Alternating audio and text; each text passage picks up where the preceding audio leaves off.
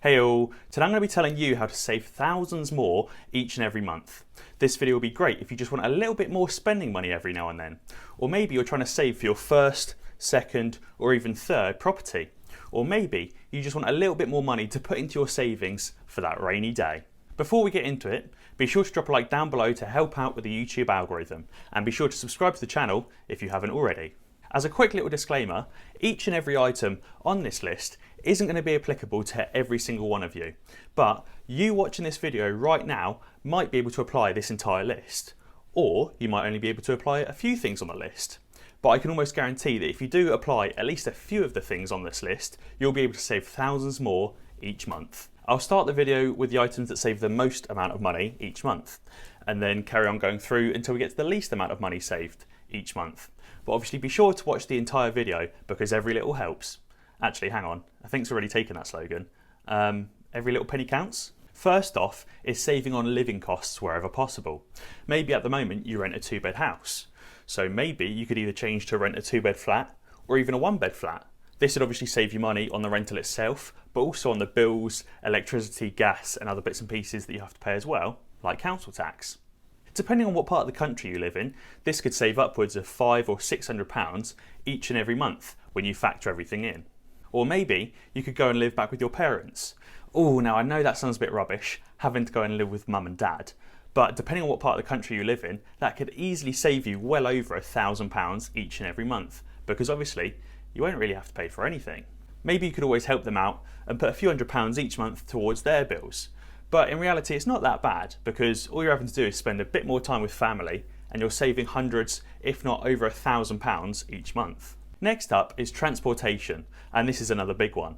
Now I'm not saying you have to sell your car and ride a bike to work or even walk everywhere, but maybe you're thinking of upgrading from a Fiesta or a Corsa to something a bit nicer like a BMW or an Audi or even a Merc. Now this is obviously going to be pretty expensive. You're either going to have to buy the car outright in cash, or maybe you're going to finance it. But that way you're going to be paying for the car and paying interest costs as well. Your insurance is probably going to be a bit more expensive as well, and you're also going to be spending extra on petrol. So altogether, even just changing car to something a little bit nicer could really add up. Or maybe you're really stupid like I am and end up buying a Range Rover, which is horrendous for petrol and the insurance is a hell of a lot worse than on something like a Corsa or a Fiesta. So maybe right now might not be the best time to upgrade cars. Or if you have upgraded, you could always sell it and downgrade to a cheaper, more efficient car. This would easily save you at least £300 to £400 a month, as you'd probably be saving 100, 150 quid on petrol, 50 to 100 quid a month on insurance, and probably 150 to 200 quid a month on the car itself. Now again, obviously I'm not saying that you've got to sell your car and walk everywhere, or even downgrade to some beat up junk from like the 90s or like 2001, but just something that's a little bit cheaper, a little bit more efficient on petrol, and maybe a bit better on insurance could easily save you a good amount of money each month. Thirdly is cutting down on some of your going out expenditure. Now I'm not saying don't go out, don't go to the pub, don't go to the cinema, don't go clubbing, don't spend any money and don't have fun. I'm just saying maybe cut back a little bit and make smarter choices here and there.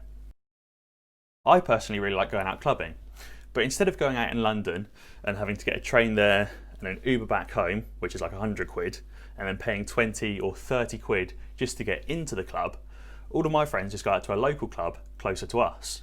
And instead of buying a baggie or two, which is like another 100 quid, I just don't do that. And instead of spending hundreds and hundreds inside the club to get drunk, we all just pre-drink beforehand and buy like 1 or 2 drinks in the club. Or maybe even don't drink and just drive, because then at least you can save on a taxi and all of your friends will probably appreciate that and maybe even give you a couple quid towards the journey as well. This is really good because you can still have a great night out and maybe get drunk in the process, but you'll save a hell of a lot more money doing it and probably feel a bit better in the morning as well. Now if you are someone that likes to burn the candle more at one end than the other, this could easily save you hundreds of pounds each week, so maybe even £1,000 a month on its own. And if you're enjoying the video so far, be sure to let me know down in the comments below what kind of things you're going to implement to improve your savings. Next up is cutting back some expenditure on clothing.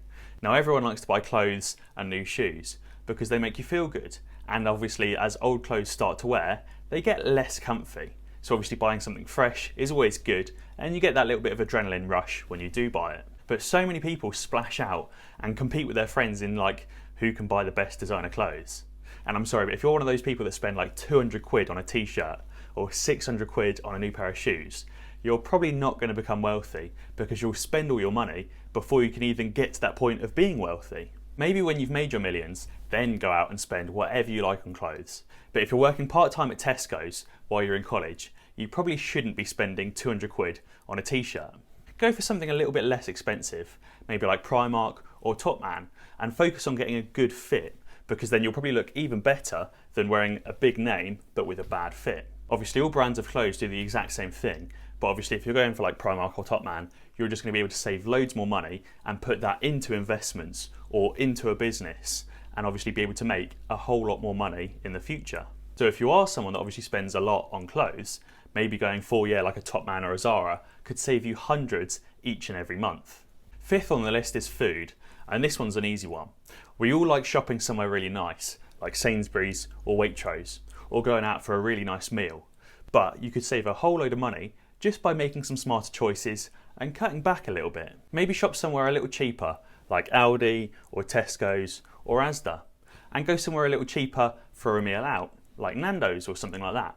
Because this way you're going to be saving hundreds more each month, but you're still going to be getting those crucial date nights in each week to keep your significant other happy. A lot of the time, it isn't the money that you spend on a meal or the price of the groceries that counts.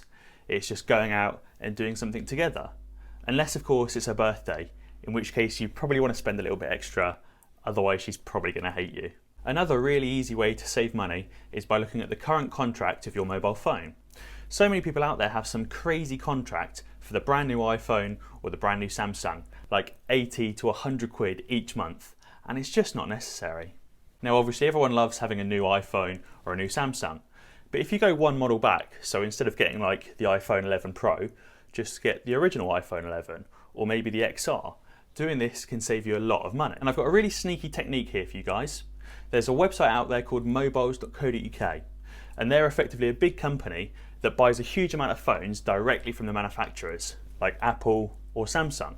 And they partner with the line rental companies like Vodafone, EE and O2 and other companies like that. And they can effectively bring you deals cheaper than you can get going directly to those line rental companies. So you can probably get an EE phone from mobiles.co.uk cheaper than you could get it directly from EE, even if you're a returning customer. I'm obviously not sponsored by mobiles.co.uk, and actually when I first came across them, I thought they were just a scam website, because I was a returning customer for EE and went to their shop and they said that there was no way they could get even close to the price that mobiles are quoted. But if you do a little bit of due diligence and look at the bottom of their website, you can see that they're actually owned by Carphone Warehouse. So they're like a properly legit company and a properly legit site. And they've got an offer on at the moment where you can get an iPhone 11 for like 35 quid a month, which is stupidly cheap compared to how much it costs brand new directly from Apple or directly from Vodafone. So you can save quite a fair amount, probably like 50 quid a month, just by changing what phone you're using. You might even be able to upgrade your phone to a better phone and pay less for it. And if you've made it this far into the video, then be sure to subscribe to the channel if you haven't already, and check out some of my other videos. Last up at number 7 is holidays.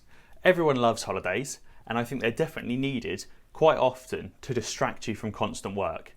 Your mind gets a little bit drained and you just need like a week off to recharge and then come back to it. But at the same time, you don't need to go crazy with holidays. You don't need to go to Ibiza for a week and spend like 2 grand on alcohol and food. And you don't need to go to somewhere like Las Vegas and lose like 3 grand gambling. You could go all inclusive to somewhere quite nice like Greece or Turkey for like 300 or 400 quid. This will save you hundreds if not thousands each year, and you won't need to be constantly putting money aside each month for your holiday pot, but you still get that much needed time to recharge. You could even just take a break somewhere else in the UK, or maybe go overseas for a long weekend to somewhere like France or Spain. But this might not give you quite as long to recharge. Guys, if you can implement some of these, or maybe even all of these, I can almost guarantee that you'll be saving thousands more each month. This will give you the money that you need to go out and buy your first rental property or buy-to-let property, or even a flip. Or maybe just some more money for a new car if that's what you've really wanted. Or just to put some money aside to invest in stocks or for your like rainy day fund. And as always guys, if you enjoy this video, then be sure to watch some of my others. Alternatively, subscribe to the channel and ding the notification bell. That way you'll be alerted when I upload a new video. Cheers!